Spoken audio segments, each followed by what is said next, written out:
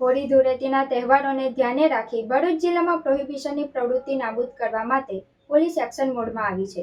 ભરૂચ શહેર C division પોલીસને બાતમીના આધારે મક્તમપુર ટેકરા ફળિયામાં રેડ કરી વિદેશી દારૂના વેચાણનો પર્દાફાશ કરી 2 આરોપીઓને ₹1.25 લાખથી વધુના મુદ્દામાલ સાથે ઝડપી પાડ્યા છે.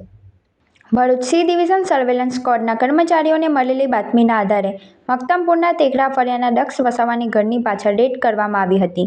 પોલીસે ₹63,252ની વિદેશી દારૂની 182 નાની બોટલો, 2 મોબાઈલ, 1 જુપિટર મોપેડ તેમજ રોકડા 7400 મળી કુલ ₹1,30,652ના મુદ્દામાલ જપ્ત કરી સ્થળ પરથી 2 આરોપીઓ ઋત્વિક ઉર્ફે લડકી રવિન્દ્રભાઈ સામુને રહે જાડેશ્વર તેમજ આકાશ વસાવા રહે મક્તમપુરની ધરપકડ કરી છે, જ્યારે દક્ષ મહેશભાઈ વસાવાને વોન્ટેડ જાહેર કર્યો છે.